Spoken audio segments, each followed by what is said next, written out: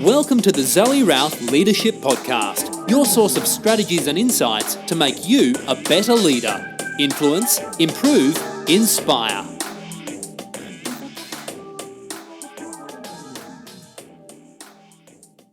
Hi, this is Zoe, and today we have a very special guest. I'm so delighted to bring her to you.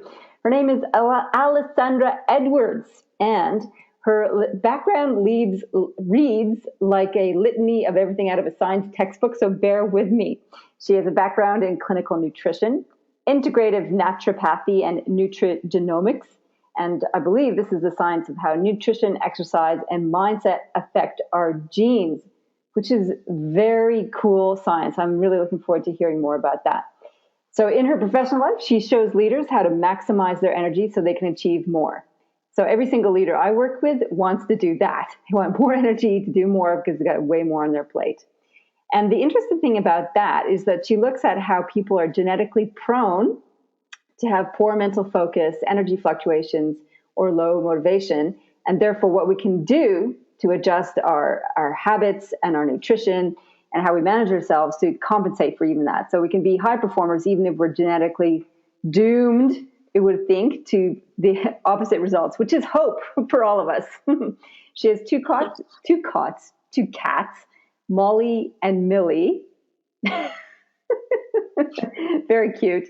And she loves good food, inspiring conversations, and outdoor kickboxing. And we just had a brief conversation before I hit record about her accent, because I swore up and down she was British. However, Alessandra, you're not British. You have a conglomeration of accents. So tell us about your background and how you ended up in Australia, first of all.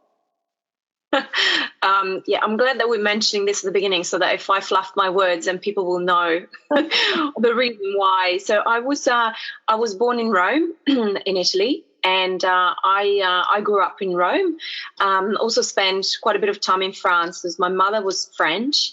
And so we had to speak French at home because even though she'd married an Italian, she actually couldn't stand Italy or Italians. And she was a very funny lady, very, very French. And that's what inspired my love of good food, by the way. And then I became a real British file, and I moved to England after high school and went to university there. Then moved to Switzerland, spent some time there, and then moved back to England and spent there sort of just over a decade, and that's where I met my husband on a London train. Before then moving to Australia. And the reason we moved to Australia, many people don't believe this story, but this is actually true, is because my husband's parents had decided to retire somewhere warm, and they wanted to move back to France, which is where they spent a lot of time. And my husband is one of four, and his youngest sister said, no, don't go to France because you still get winters. I've been to Australia once. It was kind of cool. Let's move there. And so the entire family, 12 people and 4 cats, moved lock, and barrel, including his grandma, who was in her late 80s at the time.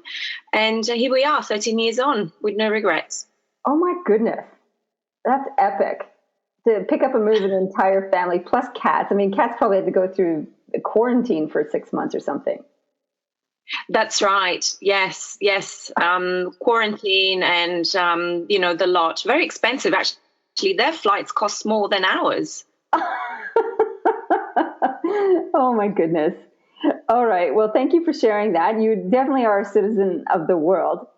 And I guess along with that, you've had an interesting professional journey. How did you end up as a clinical nutritionist, integrative naturopathy expert, and studying nutrigenomics? So you have to tell us what those things actually mean and how you ended up studying and serving people through this. Okay, so when I was in England, I worked for quite some time in publishing, and then ended up in marketing management for a coffee shop chain. And the pace of work and life was very, very fast. high stress levels, a lot of pressure. When working in that kind of sector, the campaigns basically fly thick and fast, and you're very much measured on the results of the campaigns. And so it's very much a sales-based environment. And so you're expected to work very long hours and, and deliver the goods. And so at the time, I really knew very little about, nutrition or complementary health, but I knew that I had to do something to improve my, not just my performance, but my energy level. So I was in my late 20s at the time, and still I was very much aware of how stress was affecting me and affecting my moods and my ability also to to distress and wind down at the end of the day. And obviously this was taking its toll on my relationship at the time. And so I became a yoga teacher. So I'd been practicing yoga for years. And it was the one thing that I found really, helped me greatly, but not completely 100%. So first I became a yoga teacher and started teaching part-time.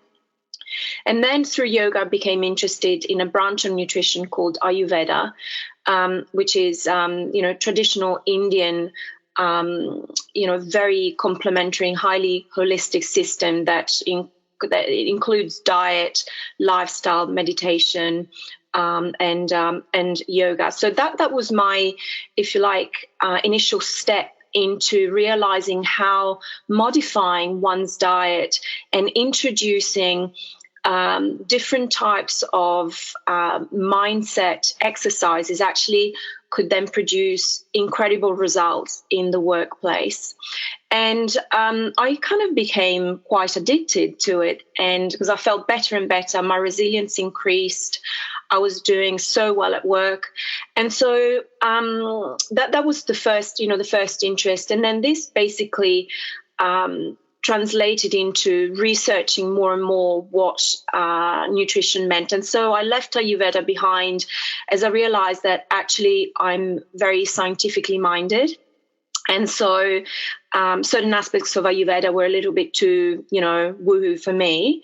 And I really needed to buckle down and learn the science of nutritional biochemistry. And so that's basically where, that passion first developed. And then I, just looking back in my family health history, there is a lot of cancer, there is a lot of heart disease, and also, some mental health issues, so some depression and anxiety. And certainly remember my mother not coping very well with life. She was, she worked for the United Nations. So again, she had a very, highly stressful job. And it seemed to me growing up that, she wasn't coping very well. And so I became really interested in mental health, and particularly understanding where we've come from, because, I could see those tendencies in myself of having high stress levels, and I refused basically to accept the prognosis. So I refused to say I am my mother's daughter and therefore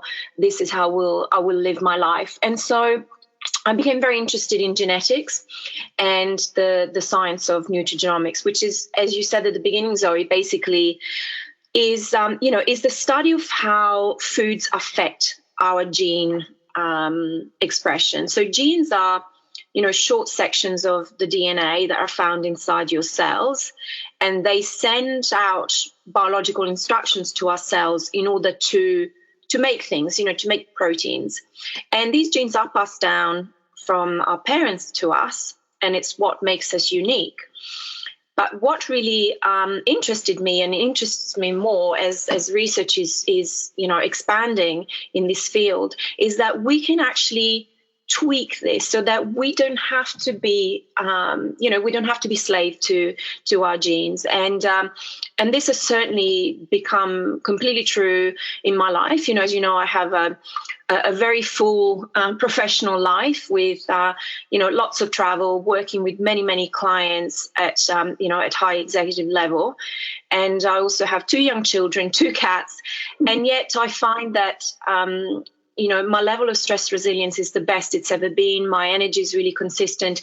And I see this in my clients. And so that initial passion has become really an obsession to help others navigate the very difficult and demanding lifestyles that we have these days, and helping them, live more, both in a private and professional sense. Yeah, and I love that you say how the results that you're getting in your own life and for your clients, because when I met you about a year ago, I saw this tall, gorgeous woman with glowing skin and this energy just booming out of her. I thought, I want what she's having. And I thought, and that's why, full disclosure to people listening, I've hired and been working with Alessandra for the last few months to work on exactly what she discussed, stress and energy levels. Because like you, Alessandra, I travel a lot, have a high workload, and wanted to do that better, particularly knowing that you have the same lifestyle and yet you look so vibrant. I'm like, I need some of that. And it's been remarkable what we've been able to achieve in the last few months in terms of turning my energy and profile around. So you definitely live and embody what you teach. Well, you are also, my ideal client, Zoe, just very committed, no nonsense, deeply involved, ask questions. So it is very exciting for me to work with people like you. And for me, it's about, not just getting, the results for you, obviously with the client, we establish goals. But for me, working with people at your level is really exciting, because I just think of, all the extra amazing things that, Zoe or other clients can do. If I help them with this, how are they then going to impact, their clients and their colleagues? And I really believe that some of the problems we are witnessing today in this world in crisis of ours is that we have a broken biology. And when you fix that, you literally become, I wouldn't say invincible, because life keeps throwing lemons at you, but you certainly become, it's like having a layer of Teflon. You just you're stronger and you can cope better, and therefore pass on less, angst and stress, and just maintain that level-headedness, which I think we're really in dire needs of these days when you're reading the news. I love that you talk about Teflon. So I think we should go totally there. So how do we do that? How do we do the Teflon coating, please? And because I know all of my listeners will go, yeah, can we just jump to that part, please? Can you tell me how we can develop Teflon coating? So first of all, let's remove Teflon from our lives, from our actual kitchen. That's a good start. That's a good start. So that is a metaphor that does not apply to your kitchen utensils. Okay, so presumably Teflon is a negative thing to have in our environment. Yeah, that's right. So let's start there. So what are some, in terms of tweaking our environment, so let's start with that to make sure that we have a great immune system and be more stress resilient. What are your top tips for auditing, improving our physical environment? Okay. So, we could easily, fill this in over 2 days. So I'm going to give you my top 2 or 3 points that I see very, very commonly in, stressed entrepreneurs and executives. So the first thing is, which is connected to some of the myths surrounding food and nutrition these days, is that most people I see have some kind of dysregulation of blood sugar metabolism.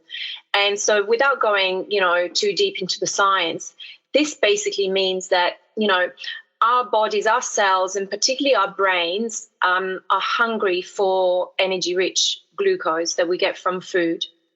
And due to a series of reasons, number one, having chronically stressed levels where we don't allow downtime on a regular basis during the day, eating foods that are very carbohydrate rich, and particularly starting the day with a carbohydrate rich breakfast. So whether it's cereal, toast, or skipping breakfast, or even eating things like pastries or muffins, doesn't serve us, and in time sets in motion the dysregulation of blood sugar, so that basically our cells become quite hungry for for, the energy making glucose.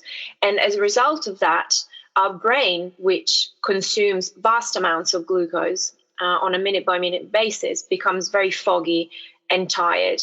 And as a result of that, not only does this affect our ability to focus and perform at work, but it also starts to alter our moods. So you basically get those classic cycles of irritability and fatigue, which then become combined with cravings for carb-rich foods, because the brain is very clever and it knows that, if you grab a piece of toast or a muffin, it's actually going to regain some of its energy. So that's why we end up there. So that's really the first thing.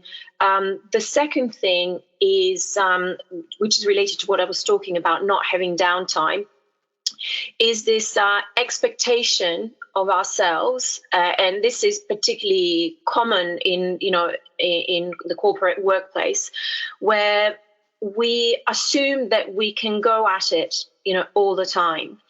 And unfortunately, this is not how. Very perverse. I mean, in a good way. Go at it, as in go at work all the time. Okay. And we haven't evolved to do that. Okay. So this leads me basically to seeing the second thing that I see, as well as this energy dysregulation, is basically sleep issues. And sleep issues are incredibly, incredibly common, whether it's a difficulty in falling asleep or remaining asleep. This is super common. And there's this assumption that we can function on, less than 6 hours of sleep a night.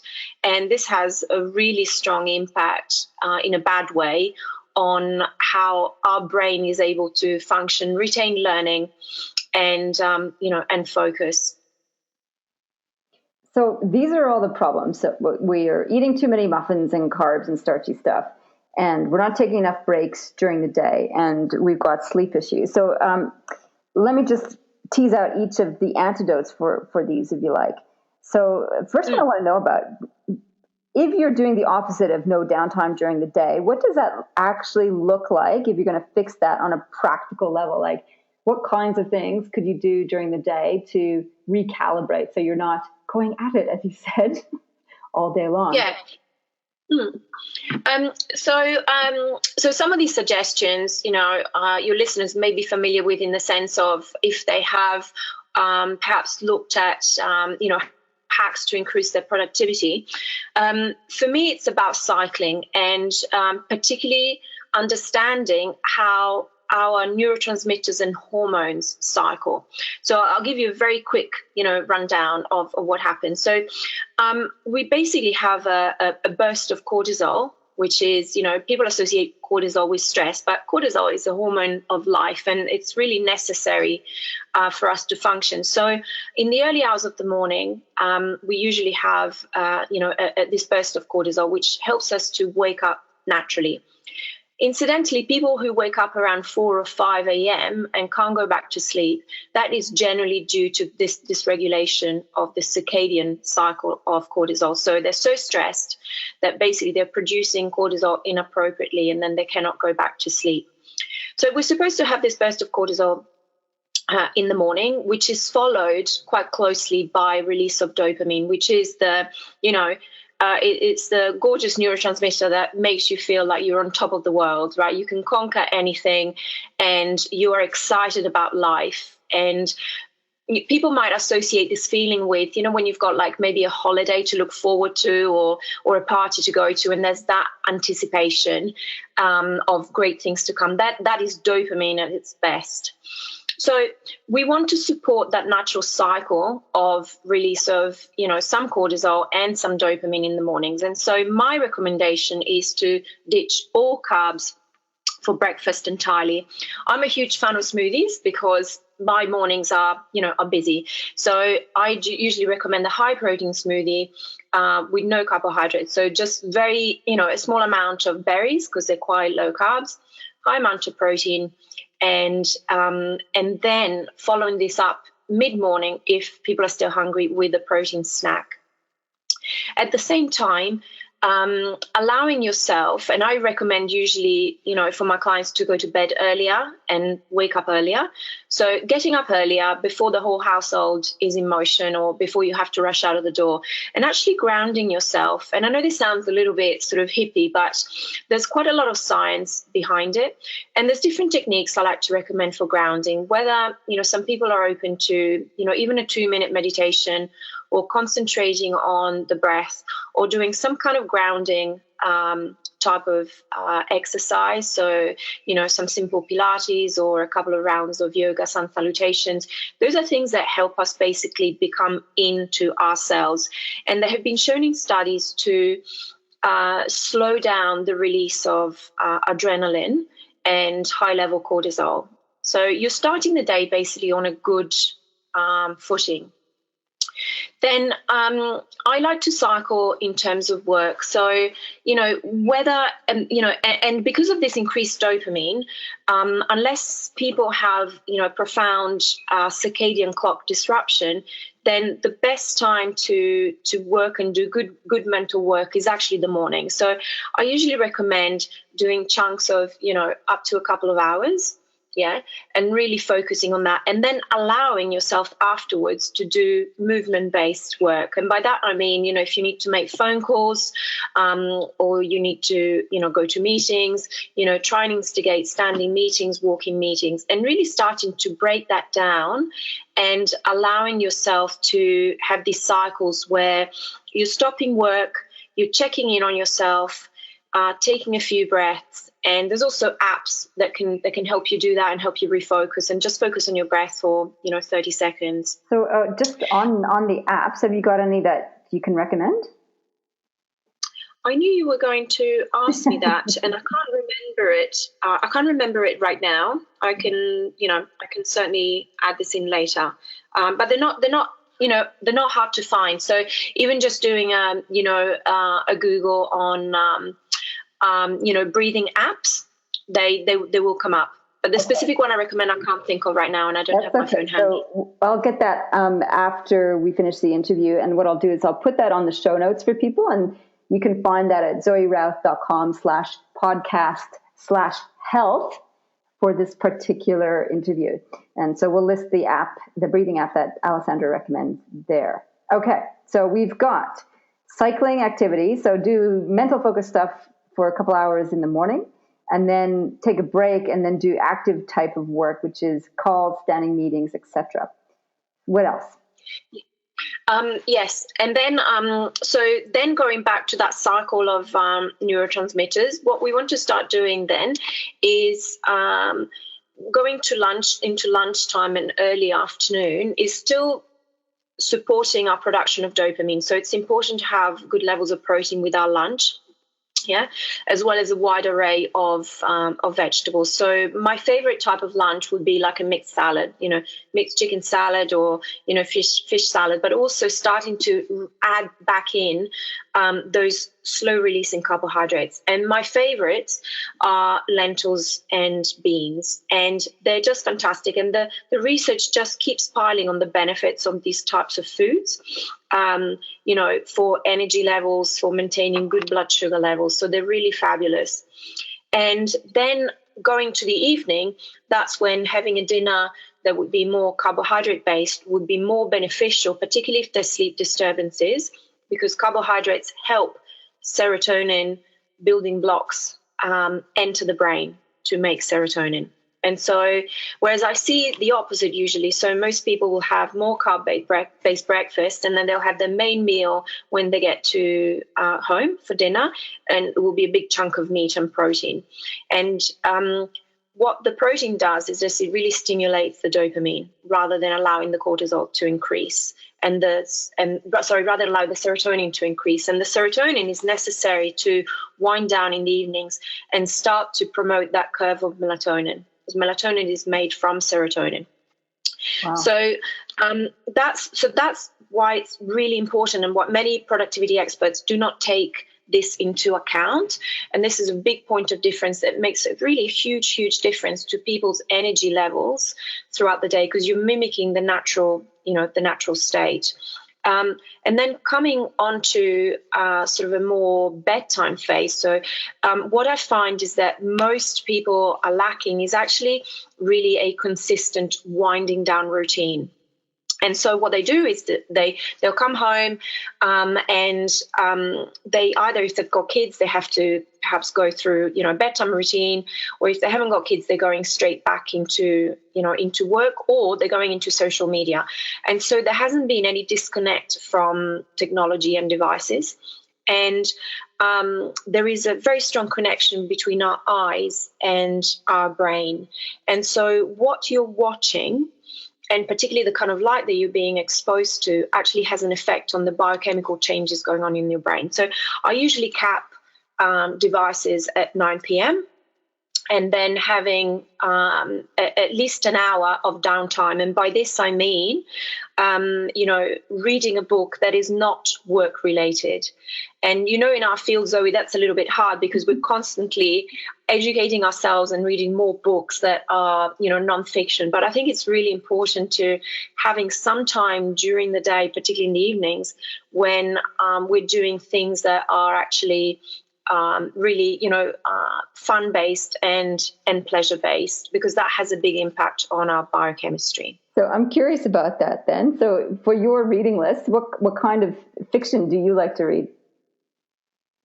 I like to read all kinds of fictions, and I have to say that until recently, I was reading, mainly theory books, and because I do love reading them, but I find that if I have a full day at work and then I go into reading more scientific type books, my mind just doesn't stop working, and I want to take notes, and I'm thinking of, this would be really useful for this client or other.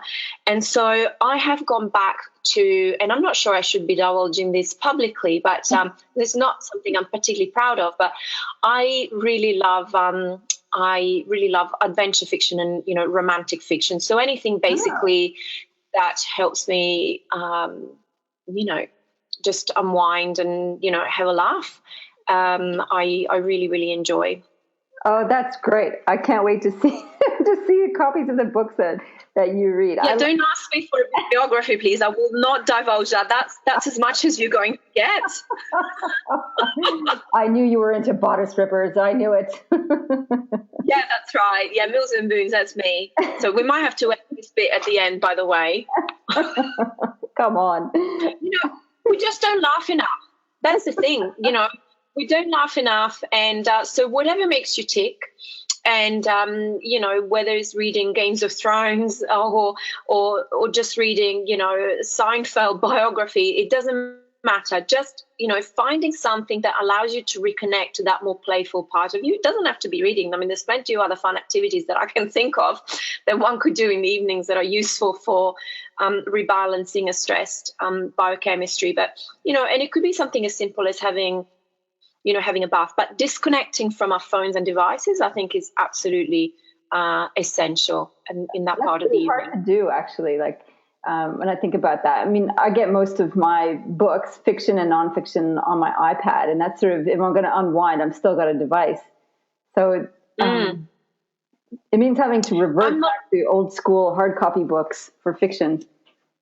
I have to say I'm a big fan of those, and I think that there's definitely a place for reading books on readers, and I have those and I do use them, but for the particular purpose of optimizing someone's energy and optimizing someone's biochemical stress levels in the blood, then that is the way to do it. And I've really got the proof. I'm not just making these things up. I do a lot of biochemical testing. So I like to see where someone's at, both genetically, but also by doing blood testing.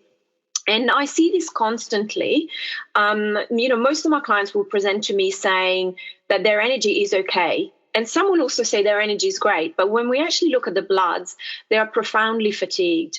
And I'm seeing more and more markers of a hormone called DHEA, which is basically a marker of how much stored energy your adrenal glands have. and they're the ones that produce your cortisol. Okay, they also produce testosterone through this, DHEA. So, and more people are actually having levels of DHEA of what someone in their 70s should have. So I'm seeing people in their 40s with levels of someone in their 70s.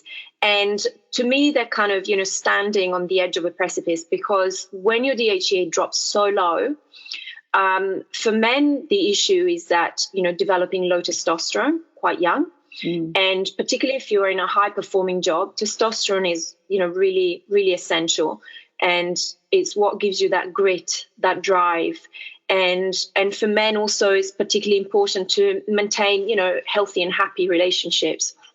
And, for women, on the other hand, they also need testosterone. So if this DHEA is low, that's going to have the same type of effect on their ability to maintain focus, levels of libido as well, and their ability to produce cortisol. So their ability to cope with the stressful environment. Once the DHEA is gone, your energy is, bottoms out. You get extremely fatigued, and you have a much higher risk of developing depression. So for me, these are like very simple hacks that are based and steeped in science that we can reintroduce, and also are very pleasurable. So once you've broken that initial inertia of switching from, an eye reader to an old-fashioned book or being being stricter about having this hour of fun in the evenings, then it's very easy. Once you've done it for 3 to 6 weeks, it becomes really ingrained. Okay, I will make a commitment to that, because that is a significant challenging block for me, for sure. Particularly as my husband likes to read his iPad as well. We've become like little iPad readers. It's not good. He doesn't seem to have any problem sleeping, though. He's just, as soon as his head hits the pillow, he's out.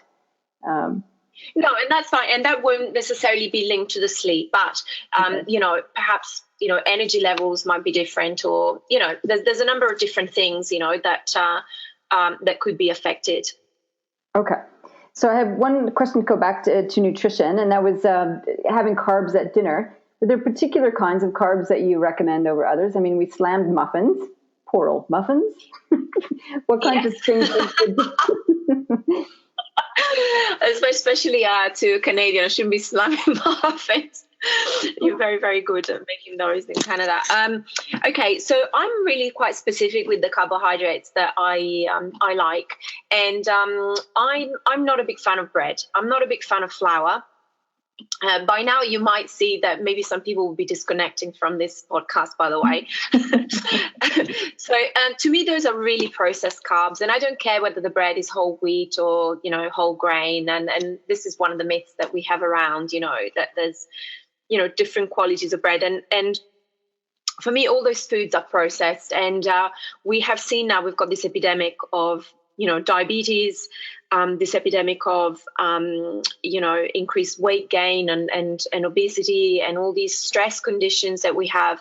And I think that, ditching bread altogether, and I don't mean 100% of the time, but most of the time, really, we don't need bread and flour products. So also, I'm not a huge fan of things made with flour, so pastas and things like that. What I do love, however, are whole grains. And when I say whole grains, I mean literally the whole grain. So things like quinoa. So quinoa is a great addition to, any kind of dinner. It's got a fantastic profile. It's also high protein, not just, high in carbohydrates. I love things like buckwheat, colored rice. So, black rice, red rice, because they also contain specific chemicals called polyphenols that are great for preventing cardiovascular health. And they're great at promoting good gut health. So they feed beneficial bacteria. And incidentally, when you have good bacteria, your energy also goes up, because we get up to 1/4 of our daily energy requirement from gut bacteria. So those are some of the carbs I like. And my absolute favorite is basically lentils and beans. So if I have clients who need to lose some weight and where their blood sugar levels, as seen through blood tests, have been, less than ideal, then I do often eliminate the grains altogether, but I increase lentils and beans because they do not affect the blood sugar in the same way. So those are my favorites. Wow. Okay. So yeah, look, I think I've been gluten-free for a while now, about a year, to fix up some of my gut issues. And yeah, the prospect of losing bread was a travesty at first. And then it's amazing how many other amazing foods you can have instead. So it's pretty easy. Yeah, that's right. There's also some beautiful paleo breads out there that, fulfill that function if someone is missing, the odd piece of toast. But I think really all these, dietary manipulations and biohacks, for me, are all related to the question of, how do you want to show up as a leader, or how do you want to show up, in life in general? Because we don't hesitate to upgrade, our devices, but we never think about upgrading ourselves. And so it's about, you might be happy with working a half mast. You might be happy working with an energy of 50% of what your potential is, and that's okay. In which case I would say, well, just keep the bread in. I'm lucky that I get to work with these really extraordinary people who are up to big things and want to achieve extraordinary things. So for them, just like for an athlete, then these tweaks are what make the difference. These are the 1%ers that then add up to really significant shifts in energy, performance, and mental focus. So the deluxe version might not be for everybody, and it really just boils down to what do you want to achieve and how do you want to show up. Wow, I love that. That's a beautiful calling out. It's like, do you want to live your life at half-mast? No. And I love it. I think you're so right. We have no problem upgrading our software and our device or buying a new computer. And yet the equipment that's got to last us to our very last day, we treat with such disrespect and disdain half the time, or that we just expect it to keep going and going until it craps out, essentially. And it's often when we start to crap out, whether something gets broken or it's not working, that's when we reach for help. But what you're suggesting, the hacks that you've got, are ways to fix some of the issues as well as to elevate what we've got going in general. So, and one of the things I love about working with you, Alessandra, is that you are like a forensic detective. You really go deep through a lot of the testing and the genetic testing, the blood markers, and all the biochemistry to really work out what is the bespoke, customized approach to looking after the individual's biochemistry. Because I know genetics is a big piece, and we've worked out some of my genetic predispositions to cholesterol. And I know my mom has high cholesterol. And so we're working specifically to manage that, which is not the same for everybody. Everybody's got different little things. And so I think this is one of the advantages of being a high-performing executive, is to get high-performing assistants. You were definitely a master at that, that's for sure. Thank you. Yeah, I'm sort of a bit of a closet geek, I think. Just to give you an example, I was working recently with this, CEO, and the main issue that he had was that he was basically finding, he tried so many things to address his sleep, like lots, so he'd done lifestyle changes and, whatnot. And what transpired, and he wasn't drinking coffee, okay, he's just a, tea drinker. But what we found through his genetic profiling, for example, was that he's a really, really poor caffeine metabolizer.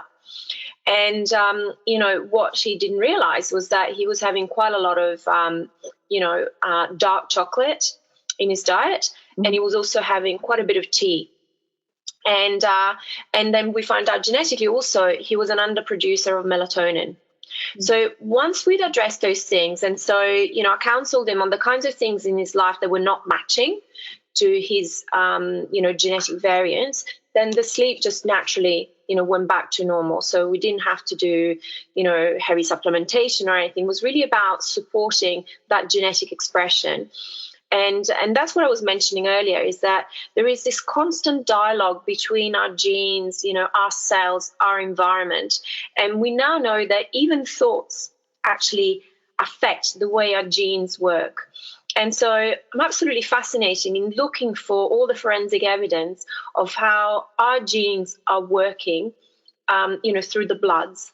And there's so many markers that can show you basically what I was saying. Are you flatlining? Are you not producing hormones that, make you focused? Are you underproducing neurotransmitters that make you feel happy, or the ones that help you shut down the anxiety response? It's normal to have some degree of stress and anxiety, but, some people do not shut it down very well because of their genetics. And then what they're doing is perhaps they're eating certain foods or following certain lifestyle patterns that are actually cranking up that adverse gene expression even more. And so for me, this is highly, highly individualized, medicine, even though I'm not, a medical practitioner. I'm not a doctor, integrative naturopath and nutritionist. But I think this is really where the future of medicine is headed, completely highly individualized, where we will be swabbed and our gut microbiome will be sequenced and everything will be completely tailored to the individual. And that will completely reduce side effects also from drugs, when drugs are unnecessary. So it's really, we're living in highly exciting times from my point of view. Yeah, I love that too, because it goes to one of the struggles I have with both diet and exercise advice, is because there's so much conflicting advice out there. And really, when it comes down to it, and I know this is one of your bugbears, is that there is no one uniform diet that applies to everyone. And so this whole notion that we've got the tech now that can really look at somebody's biology and psychology and basically do a bespoke diet and exercise plan and even mental health regime that will help them optimize their individual self. So the whole, what we need to do is eat paleo is the right way to do, or no, what we need to do is do a low fat, high fiber diet.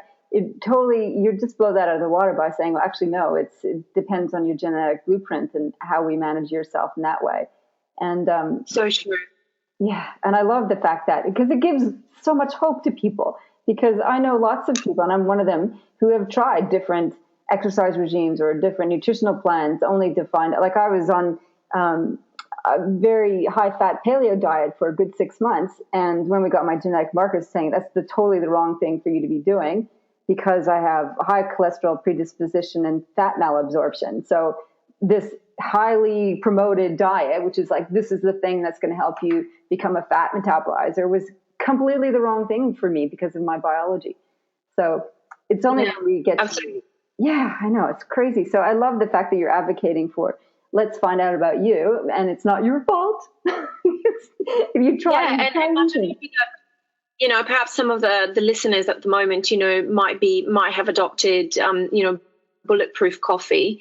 It seems to be all the rage, certainly among, executives, as the, it also, because it sounds quite funky, doesn't it? I mean, I like it, just the title, bulletproof coffee. Who wouldn't want that? But I've really, I've done so much testing, and I can really categorically say that if you do have certain genetic variants, having that amount of fat, even straight off the bat in the morning, is just not only going to increase, your cholesterol, but also is going to actually affect your blood sugar metabolism, because some of the myths behind these diets are that, you basically cannot develop, diabetes from these diets. And you can, because you can actually develop something called insulin resistance from high levels of fats if you're not well adapted at metabolizing them. So again, it really is, it really needs to be individualized. And unfortunately, following my advice, because I guess some people right now might be thinking, well, okay, well, it's all good for her because she's got this knowledge, but how am I going to find out? So my advice is, like in everything, just be sensible. If, any diet that actually has a label and has a name to it, just steer clear of it. So it's because these things have been neatly packaged so that they can be resold. And let's face it, who doesn't like a quick fix pill, right? So you just go on this labeled diet and you know what it's going to do. Unfortunately, we are highly complex organisms and we don't quite work that way. So the first advice is, just follow the kind of cycling of carbs that I mentioned, and just steer clear of anything that has a label or a diet, because really there's not a lot of truth behind it. Thank you for making that simple because it was becoming very complex. I love it. So thank you, Alessandra, for your wonderful, pragmatic, scientifically based, extensively researched advice for us today. And you were such a delight. And I wanted to keep speaking to you for many hours. I've got lots and lots of more questions. We might have to do another interview to talk more about how the mindset affects a high performance. I'd love to have you back on that show to talk about that. But for today, thank you so much for everything that you've shared and what you're doing for the world. Pleasure. Bye.